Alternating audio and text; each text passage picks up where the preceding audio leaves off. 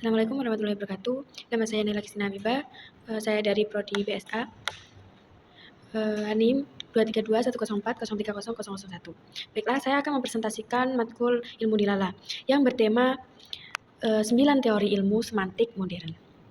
Baiklah, langsung saja. Apa sih pengertian dari ilmu dilala itu? Ilmu dilala adalah cabang ilmu yang mempelajari tentang makna dan tanda dalam bahasa Arab. Menurut terminologi, dalalatan itu berasal dari kata dalla yadillu dalla atau dalla yadillu dalalatan, yang berarti menunjuk atau memberi petunjuk.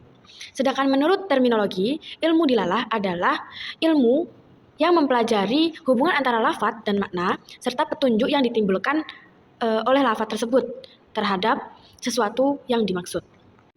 Selanjutnya ke pembagian teori-teori ilmu dilalah atau semantik. Teori ilmu dilalah atau semantik itu ada 9 teori. Yang pertama itu teori an-nadhariyah al-isyariyah atau juga disebut teori referensial.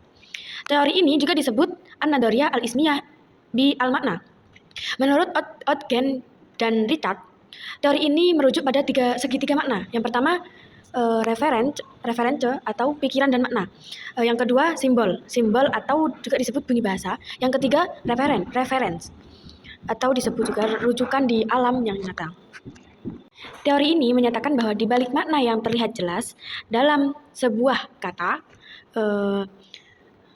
atau frasa, terdapat makna yang lebih mendalam, yang sering kali hanya bisa dimengerti oleh mereka yang memiliki pemahaman khusus.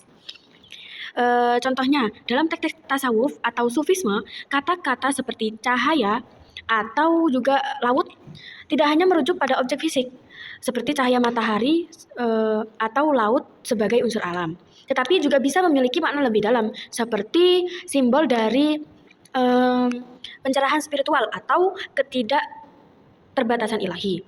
Makna tersebut hanya dapat dipahami oleh mereka yang memiliki pemahaman tentang simbolisme dan ajaran tasawuf. Teori yang kedua yaitu teori an-nazariyah at-tasawuriyah atau juga disebut dengan teori konseptual. Menurut John Locke, teori ini disebut teori mentalisme. Teori ini memfokuskan kajian makna pada prinsip konsepsi yang ada pada pikiran manusia.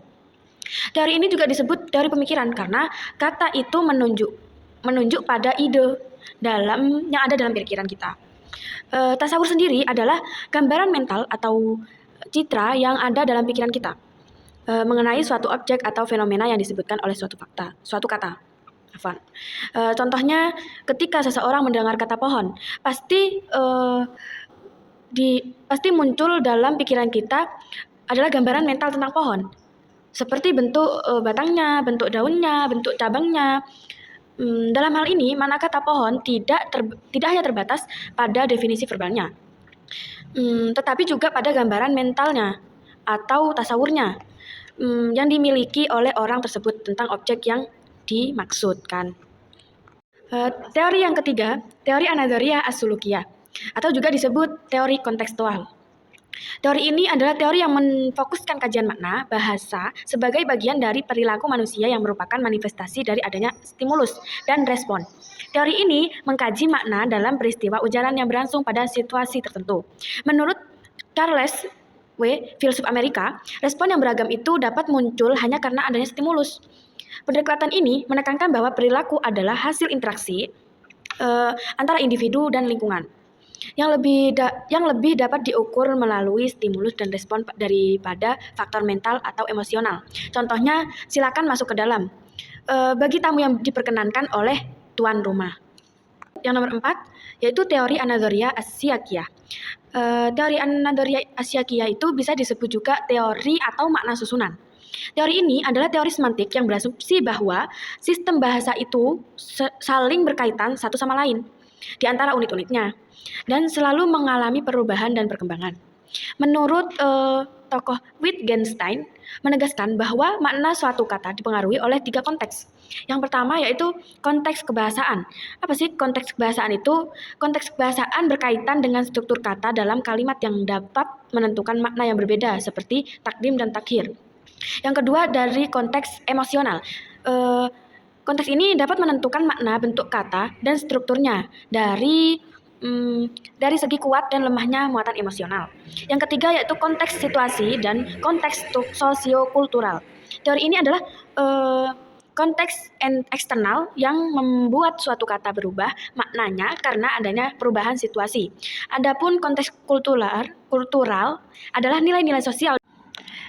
Teori yang kelima yaitu teori an-nazariyah at-tahliliyah. Bisa juga disebut teori atau makna analisis. Teori ini disebut teori analitik, yaitu teori yang menitik beratkan pada analisis kata ke dalam komponen-komponen. Teori ini mempunyai titik temu dengan teori medan makna yang menjelaskan makna dengan menentukan komponen kata melalui karakteristik internalnya, seperti morfem dan perbedaan bunyi yang ada gilirannya membedakan makna. Menurut Ullmann, asosiasi hubungan makna kata yang satu dengan yang lain memiliki hubungan ciri yang relatif tetap. Kata pandangan berhubungan dengan mata, bibir dengan senyum, dan menyala dengan anjing. Yang pertama hubungan sinonim. Dua kata atau apa sih sinonim? Dua kata atau lebih yang memiliki makna yang sama. Contohnya seperti abun dan walid.